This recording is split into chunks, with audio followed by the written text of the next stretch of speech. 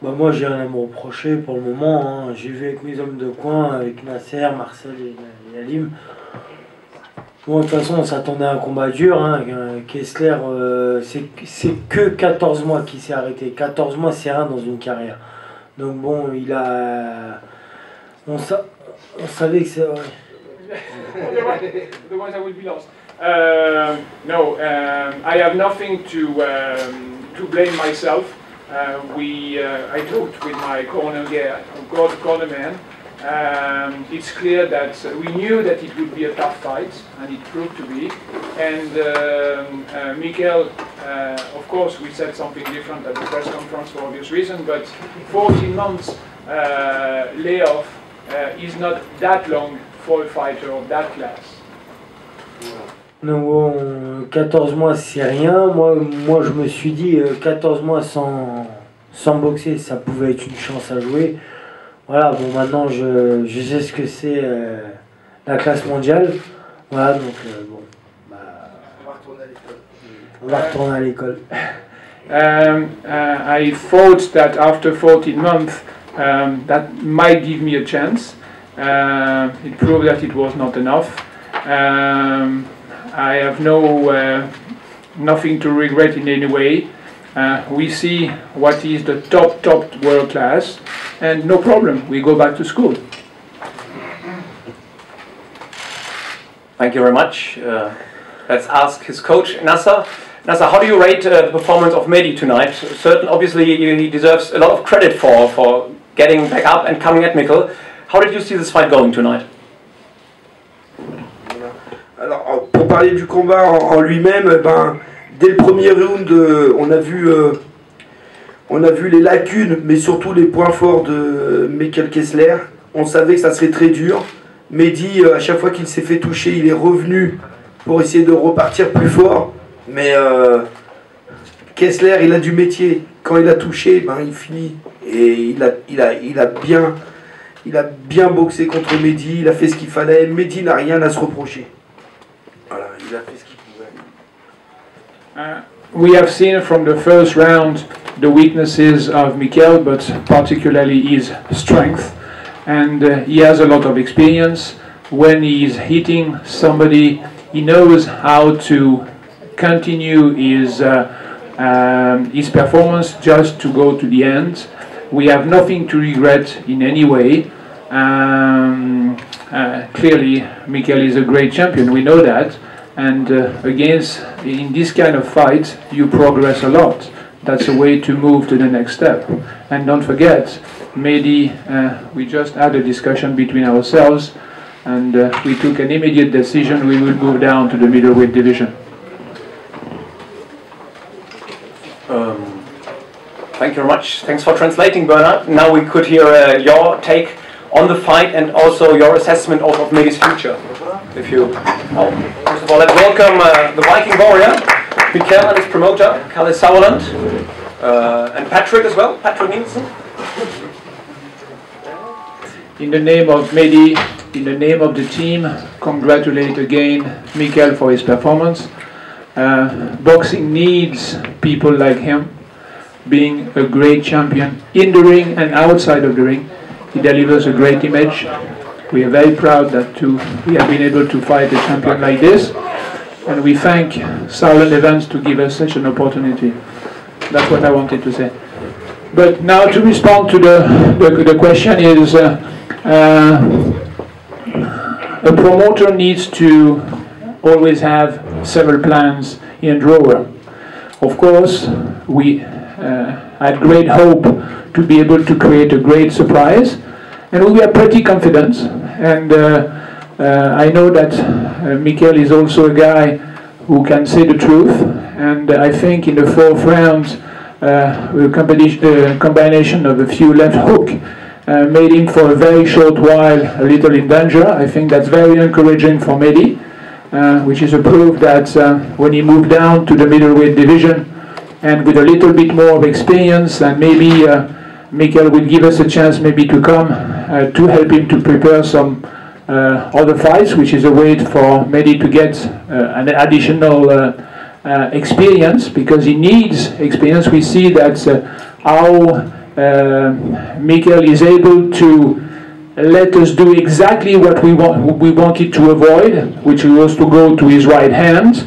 And it's nice to have a plan, but when you don't have the full experience, and when you have a guy who is pushing you exactly the opposite way, in fact, you end up by being where you should not be. And that's what we call the super class, world class, and also experience. And Medhi doesn't have this experience. But as you have seen, if in the US we from time to time call people chicken or coward, he's not a chicken, he has cowardice of Spanish bulls. Thanks for that. This was a good final word. So we're also joined now by Jimmy Montoya, and also I forgot to introduce Chris Meyer, the general manager of Team Sauerland. But now let's welcome back Mikkel Kessler. Mikkel, congratulations on a great victory. It looked like you've never been away. What was it like to be back? It was very good to be back after 14 months. He was a very hard fighter. I don't think that I was under pressure in the 4th round, but of course I had to take a little break because I thought I had him in the 2nd round, so I pushed myself too much, and that's why I had to take a little break in the 4th round. Were you surprised how many shots he could take? Yes, he could take a shot. I would like to see the doping test after. No, just a joke. No, of course, he was very good. He was a hard fighter. He took many punches, and as his promoter said, he tried to get into the fight. I didn't let him, but he was a very tough fighter, and I punched a lot, and he was actually very good. But it would have been a different fight if I had let him in, but I didn't. Congratulations also to Jimmy Montoya. Jimmy, your 2nd fight with Mikkel in charge, 2nd victory. How happy are you with his performance tonight? Well, I was very, very proud of Mikkel tonight because he did almost exactly what he had to do. You know, he came around with the right punches. He put the guy in the position to use the punches, especially at 45 and the right and left hooks. And he never got too excited. He was just very calm. When he came to the corner, I would give instructions. He'd take it all, and he'd do what I told him to do, and then he'd do what he was supposed to do while he opened the guy. He never just did things crazy. He just did the things that he saw that he could do. So, Mikkel, congratulations. Thank you. So the coach is happy, and I guess the promoter, Kalle, you're happy as well. Good morning. First of all, I'd like to note, first of all, congratulations on a very tough performance, but I've never seen anyone take so many punches and look so good after a fight. So, congratulations. It looks like you haven't been in a fight tonight, so that's incredible. Hats off to you. You know, I expected the first 2, 3, even 4 rounds. You know, I've always compared Mikkel to a Rolls Royce. You know, if you don't drive a Rolls Royce for a year, you know, you expect it to, maybe the battery doesn't work at the beginning. But no, it was definitely working. Congratulations also to Jimmy for getting him into this shape. I thought, you know, the combinations were there, as in the Froch fight. We promised a very tough opponent. You know, he's not ranked number 5 in the world for nothing. I know there were some people also in this room who were making out that maybe this was a lesser opponent. Well, this is a guy, you know, who's also gone 8 rounds with Gennady Golovkin, who took him to points. Golovkin is one of the biggest punchers, pound for pound. So we knew what Boudla would bring to the ring, and tonight Mikkel had everything to deal with it. I didn't let him into the fight, and you know, it's great to have the Viking Warrior back. So we have the real Mikkel Kessler sitting on Kalle's right, and we have maybe the next Mikkel Kessler sitting on his left. Patrick, also congratulations to you. It was an exciting fight and a great victory. What was it like for you to fight here in Copenhagen with such a great crowd? And you can answer in Danish if you like, but as you please. Det var en kæmpe oplevelse at få lov til at kæmpe her i Parken. Der var så mange mennesker, og ja, det var rigtig fed stemning, da jeg gik ind, selvom jeg bare er Patrick Nielsen, så det var jeg rigtig glad for at tage med. When did you know, or when were you sure of success tonight? When were you sure that you would win this fight? Jeg var rimelig sikker på, at jeg havde kampen i min hånd i anden omgang, da jeg fik ham ned. Der følte jeg ligesom, jeg havde overtaget, og så det styrkede selvtilliden og gav mig lidt flere kræfter til at fortsætte i det tempo, så det var jeg glad for. Thanks for that. And let's hear from Chris Meyer what he thinks from a company point of view, from Team Sauerland of this great night at Parken.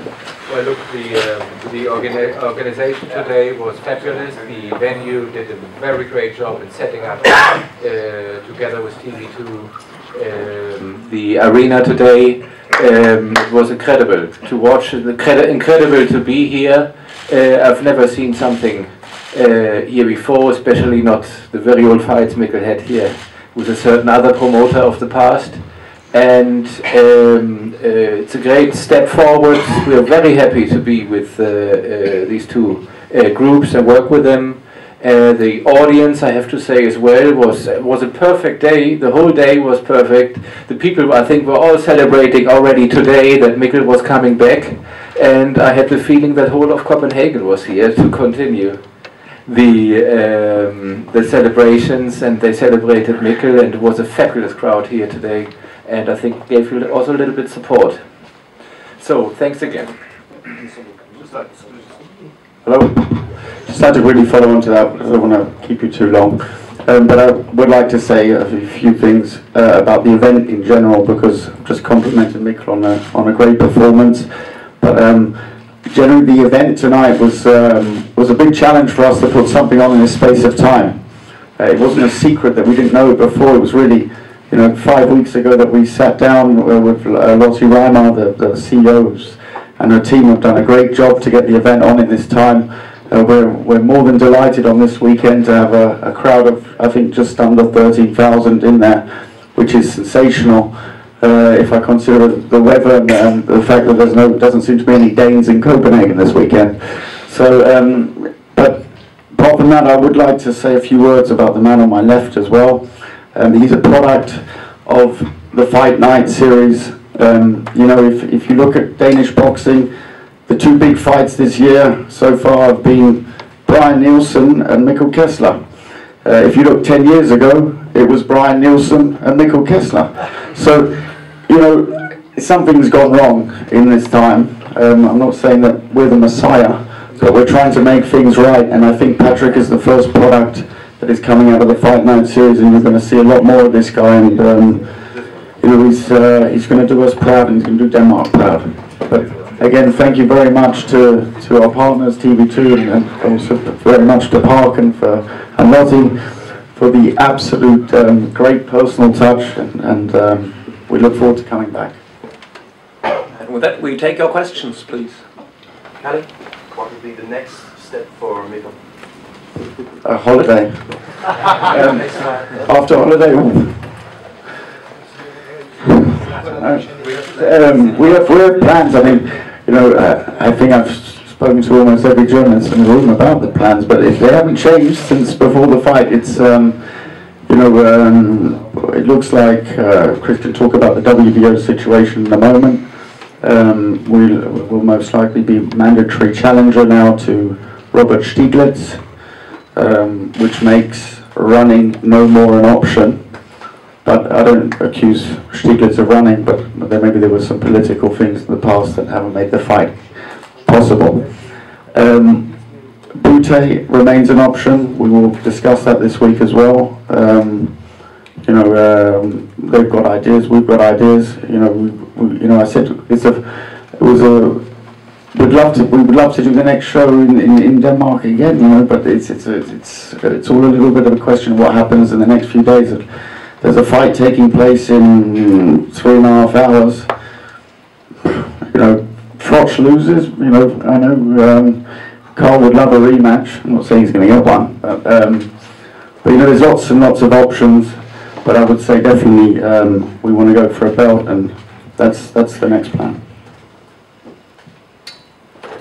So regarding next to Boutte, next to possible Froch or whoever out of the Super 6 tournament, we will this week apply for a #1 mandatory rating of by the WBO, and we will give this our application will then be considered perhaps and will be voted on. I think Mikkel will get a prominent spot in the WBO, and when he becomes mandatory contender, then I think we have then the option to fight Robert Stieglitz very soon, because he has not done his mandatory for more than a year. So I think if it's not Boutte, I think we have a good chance to fight for a world title with the WBO.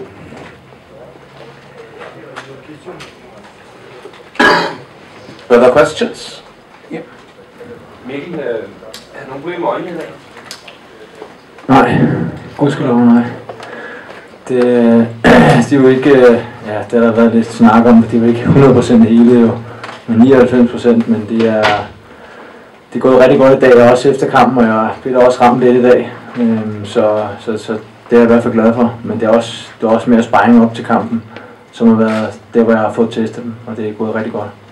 Så dejligt, at man ikke skulle i 12 omgange i hvert fald. Så det synes jeg har gjort lidt for meget her på det sidste. Chris, if you get the rights for the WBO title fight with Stieglitz, will it be fought in Denmark then?